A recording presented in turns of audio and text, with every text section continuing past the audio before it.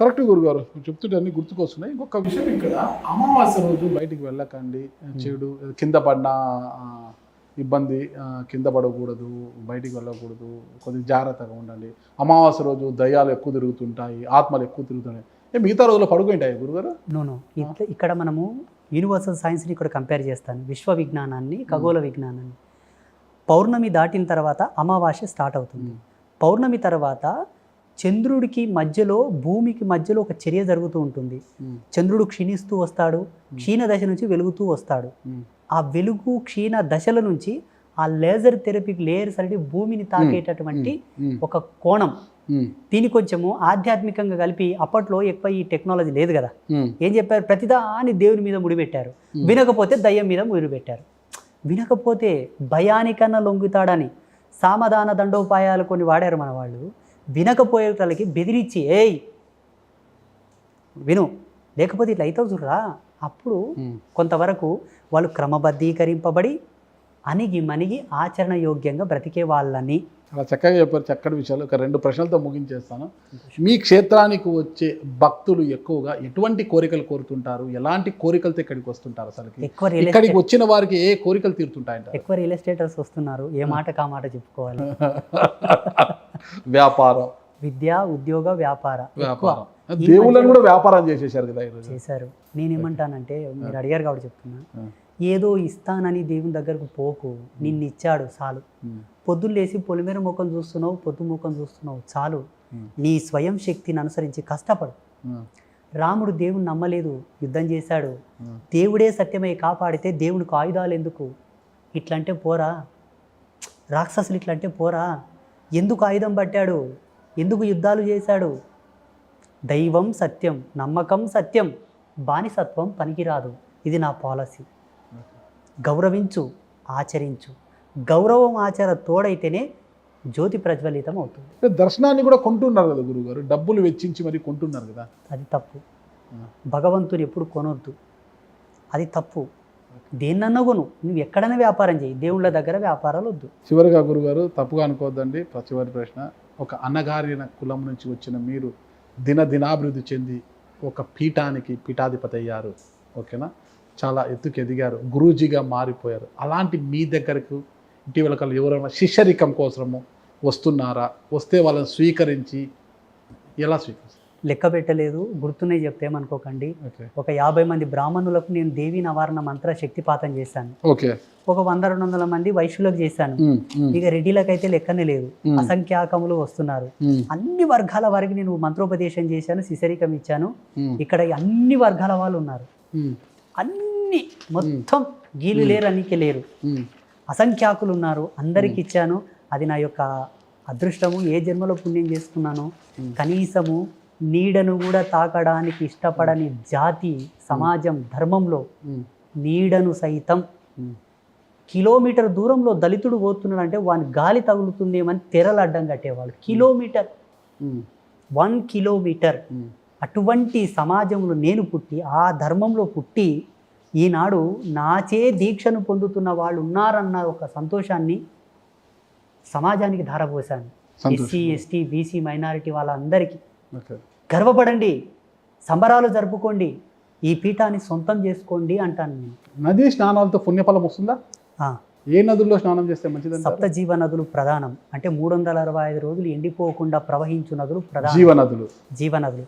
పుణ్యక్షేత్రాలకు పక్కన ప్రవహించే నదులు ద్వితీయం. తృతీయం ప్రాథమికంగా ఉండే అన్ని నదులు. ఎందుకు నదికి ప్రాధాన్యం ఇచ్చారంటే, ఎన్నో ప్రదేశాల నుంచి ఓషధులను కలుపుకుంటూ ప్రవహిస్తుంది నది. మురికినంత కిందికి తీసుకుంటుంది. మధ్యమంలో ఉండేటటువంటి బ్యాక్టీరియా ఫార్మింగ్ లేయర్స్ అంతా మధ్యలో పెట్టి శ్రేష్టత్వాన్ని పైకి తీస్తుంది.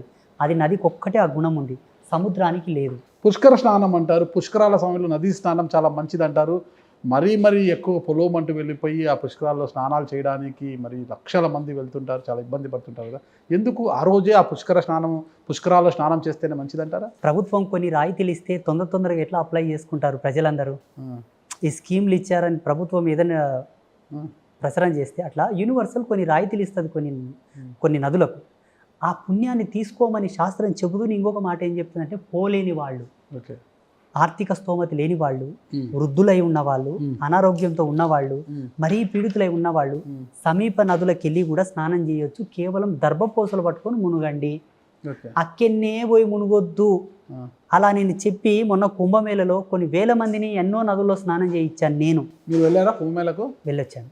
ఓకే. ముక్కు మూసుకొని ఎందుకు మునగాలంటారు 3 సార్లు గురువుగారు? ముక్కు మూసుకోవడం అనేది కేవలం సైన్స్. అది సన్యాసి ముక్కు ముయ్యాడు. అరే ముక్కు మూసుకొని మునుగురా అంటారు. సన్యాసులు ముక్కు ముయ్యరు. ఓకే. హఠయోగులు, ఋషులు, యోగులు, సిద్ధులు, తాపసులు ముక్కు మూసుకొని మునగరాదు. ఓకే. ఇక వేరే వాళ్ళకంటే కేవలం ముక్కులోకి నీళ్ళు పోయి శ్వాస ఆడకుండా హార్ట్ అటాక్ లాగా సమస్య ఉన్నవాళ్ళు ఇబ్బందులు అవుతాయని. నదికి పీడనం ఉంటుంది, ఓకే. నదికి అంతర్గత పీడనం ఉంటుంది కదా, శరీరం ఒత్తిడి అయిపోతుంటుంది. అందుకే ముక్కు మూసుకొని జల్లిలేవు, ఓకే. ఇబ్బందులు అవుతాయని. ఒక పీఠాధిపతులుగా ఉన్న మీరు ఈరోజు ఒక గురూజీగా ఉన్న మీరు లోక కళ్యాణం కోసం ఏం చేస్తున్నారు, ఏం చేయబోతున్నారు? కరోనా వచ్చినప్పుడు అమ్మవారిని 7 రోజులు నేను నిరాహారంగా ప్రశ్న అడిగాను. లోకమంతా ఇట్లా అల్లాడిపోతుంది కదా, నేను చచ్చిపోయినా బాగుండేది, నా కళ్ళెదురు ఇట్లా అవుతుంది కదా. ఆనాడు ఎందరో ఋషులు, గౌతముడు ఏడ్చాడు కరువు వచ్చినప్పుడు. నేను ఒక ఋషి సాంప్రదాయంలో ఉన్నా, నేనేమన్నా చేసేది ఉంటే చెప్పు. ఉడతా భక్తిగా నేనేదో పెద్ద ఇది చేయను, ఉడతా భక్తిగా ఏదైనా ఒక యజ్ఞం చేస్తున్నా, ఏదైనా మంత్రం దర్శనమి, ఇంతవరకు చేసిన మంత్రాలు కొత్త మంత్రాలు చేస్తా. అమ్మవారు ఒక చిన్న వాక్కు, ఒక చెవిలో శబ్దం పడింది, విశ్వమాత కళ్యాణం చేయి విశ్వ కళ్యాణం అయిపోతుంది. అలా కన్యగా ఉన్న ఒక గోవును, సమకాలికమైన కోడెను తీసుకొని గోమాత కళ్యాణాన్ని ఈ ప్రపంచానికి ఇవ్వగలిగాను. అది గర్వించదగ్గ విషయం నా వరకు. అద్భుతంగా. ఇక ఈ ముగ్గురమ్మల ప్రతిష్ట వాస్తవంగా భారతదేశంలో ఎక్కడ లేదు. ఉలిదెబ్బ తగలని విగ్రహం ఇక్కడ ఉంది, ఒక్కసారి ఆలోచించండి. ఓకే. ఆ చెక్కేటటువంటి శిల్పి మూత్రం చేసి చెక్కొచ్చు, గుట్కా పాన్ తిని ఉమ్మించి చెక్కొచ్చు, వాడు చెక్కంగా వాళ్ళ కులగోత్రంలో ఎవరైనా చనిపోయిన తర్వాత చెక్కొచ్చు, వాళ్ళ భార్య బహిష్టుగా ఉన్నప్పుడు అన్నం వండి పెడితే తినొచ్చి చెక్కొచ్చు. రకరకాల వైఫల్యాలు ఉంటాయి శిల చెక్కడంలో. మరి అమ్మవారిని ఎలా ప్రతిష్ఠించారంటే మొత్తం మొత్తం మట్టి, మట్టి. ఓకే. మొత్తం మట్టి. ఇప్పుడు దేవి నవరాత్రుల్లో 9 రోజులు మన అంబాత్రయ్య పీఠం ఛానల్ లైవ్ తగిలితే ఏం కాదు. ఇప్పుడు దేవి నవరాత్రులు 9 రోజులు దేవి అష్టోత్తర శతనామ కలశాభిషేకాలు చేస్తారు 108 కలశాలతో. ఏం భిన్నం కాదు, ఏం కాదు. కొన్ని పాషాణాలు పులిమాము, అంటే కొన్ని పాషాణాలు బంధనాలు వేసాము, అందుకే మొత్తం మట్టి. ఏమి కాదు, ఏం కాదు. ఇదంతా జగన్మాత నాకు ఇచ్చిన అదృష్టం, నా పెద్దలు చేసిన పుణ్యం. మా తాతోళ్ళు, మా తల్లిదండ్రులు చాలా మంచోళ్ళు, ఎవ్వరికి అన్యాయం చేసలేరు, ఎవరిని హింసించలేరు. లేకుంటే 3 రోజులు ఏడిసిండ్రు మా ఊళ్ళు, కానీ ఒక్కరి జోలికి పోయలేరు. గురుజీ గారు ఒక విషయం చెప్పండి. ఇటీవల ఒక వీడియో వైరల్ అవుతుంది. ఇప్పుడు మీకు పేరు ప్రఖ్యాతలు వచ్చేసి ఆదిత్య పరాశ్రీ గారు అంటే ఒక గురూజీగా, ఒక పీఠాధిపతిగా పేరు వచ్చేసింది. ఇక త్వరలో రాజకీయాలకు రాబోతున్నారు ఆదిత్య పరాశ్రీ అనేది అందరూ కొంత ప్రచారం, ఒక వీడియో వైరల్ అవుతుంది. దీంతో కొంతమంది రాజకీయ నాయకులు కూడా ఒక కంగారు మొదలైంది. ఏంటైనా గురువు గారు రాజకీయాలకు వస్తారంట, మళ్ళీ యూపీ సీఎం యోగి ఆదిత్యనాథ్ తరహాలో ఈయన కూడా ఏమన్నా కాబోతాడా ఏంటో కంగారు మొదలైంది. నిజంగా రాజకీయాలకు రాబోతున్నారు గురువు గారు? నాకు ఆ రాజకీయాలు వద్దు, నాకు ఆ రాజకీయాల సోపతే వద్దు. అందరికీ చెప్తున్నాను, ప్రేక్షకులకు, మా భక్తులు చూసే వాళ్ళకి అందరూ కూడా, పీఠానికి అనుబంధంగా ఉండేటటువంటి భక్తులకు అందరూ కూడా, మనకు ఆ రాజకీయాలు వద్దు వద్దు వద్దు వద్దు, నాకు ఆ గొడవలే వద్దు. చాలు భగవంతుని యొక్క అనుగ్రహం చేత ఎక్కడో పుట్టాను. ఈనాడు ఒక 10 మంది నన్ను చూసి గుర్తుపడుతున్నారు. పలానా స్వామి, ఆయన మంచి విషయాలు చెప్తాడు. ఈ క్షుద్ర పూజలు, నగ్న పూజలు, యోని పూజలు, ఈ పూజలు ఆ పూజలు చెప్పడు, మంచి విషయాలు చెప్తాడు. నాతోనికి ఎటువంటి వాళ్ళు వస్తారు తెలుసా? వయసు అయిపోయిన వాళ్ళు, రిటైర్మెంట్ అయిన వాళ్ళు, ముసాలోళ్ళు ఎక్కువ వస్తారు, ఓల్డ్ ఏజ్ పీపుల్స్. మొన్న ఒక ఆయన వచ్చాడు, వాయప్ప నీ ముఖం చూస్తామని వచ్చినప్ప అంటాడు. ఆయన ముసాల, ఆయన చేత కాదు, ఎందుకు వచ్చినవే పెద్ద మనిషి అని గదిరిస్తే నీ ముఖం చూసి పోదామని వచ్చినట్టు. అది ఏం అర్థమైంటుంది ఆయనకు? ఆయన అనుభవం ఎంత, ఆయన జీవితం ఎంత, ఎంతమంది స్వాములను చూసినాడు ఆయన జీవితంలో. పుట్టపర్తి సాయిబాబా లాంటి యోగులను ఎంతమందిని చూసి ఉండొచ్చు. ఆయన నీ ముఖం చూసి వస్తానంటే నా లోపల ఏం నచ్చింటుంది ఆయన? నేను సెల్ఫ్ ప్రమోషన్ ఏం చేయలేదు, ఉన్న సత్యం నా బుద్ధిలో వచ్చింది, నేను చెప్పాను. ఒక సంస్కారబద్ధమైనటువంటి జీవనం జీవించమని ప్రేరేపిస్తున్నాను. ఇప్పటికి నౌ స్టిల్ మన పీఠంలో 30 మంది యూత్ ఉంటారు. ప్రతి ఒక్కరు కూడా స్విచ్ చేస్తే బల్బు వెలిగేట్లాగా ఉంటారు. మళ్ళీ పెళ్ళి, పిల్లలు, వ్యాపారాలు, బిజినెస్లు, వ్యవసాయం, అద్భుతంగా అలా ఉండాలి యూత్ అంతా. ఓకే గురుగారు, చాలా మంచి విషయం. చివరి ప్రశ్న ఇదే. ఆదిత్య పరాశ్రీ గురువు గారు అంటే మనం చాలా విన్నాము, జీవ సమాధులు. ఇట్లా భవిష్యత్తులో ఆదిత్య పరాశ్రీ గారు కూడా జీవ సమాధి కావాలి అన్నది. జీవ సమాధి అనేది చట్ట ప్రకారం నేరం, అది తెలుసు. మరి కానీ అలాంటిది ఏమన్నా కావాలి భవిష్యత్తులో, నేను అమ్మవారి యొక్క దైవ దీక్షలో ఉన్న నేను భవిష్యత్తులో ఖచ్చితంగా ఇక చాలు, ఈ జీవితం నాకు ఇక చాలు, ఇక నేను వెళ్ళాలనుకున్నప్పుడు జీవ సమాధి కావాలనే ఆలోచన ఏమైనా ఉందా? నాకు 2 కోరికలు ఉన్నాయి. సన్యాసుల కోరికలు ఉండవు. సన్యాసులకు ఉండే కోరికలు ఒక కళ్యాణం. ఏంటి? ప్రపంచములోని అత్యద్భుతమైన స్పిరిచువల్ యూనివర్సిటీ కట్టాలని కోరిక. ఓకే. ఒకటి ఎటువంటి యూనివర్సిటీ అంటే అక్కడ చేతబడి కూడా నేర్పేటటువంటి యూనివర్సిటీ కావాలి. నవ్వకండి, నిజం చెప్తాను. అంటే అతి గుప్తమైన మూల విద్య అందరికి అందాలి. ఒక్కరి సొత్తు అయిపోయింది ఇప్పుడు. ఆ యూనివర్సిటీ కట్టాలి. ఒకటి, ఎక్కడ లేని అమ్మవారిని అయితే స్థాపన చేసుకున్నా I'm so happy, so satisfied, నా తపస్సు ఫలించింది. ఓకే.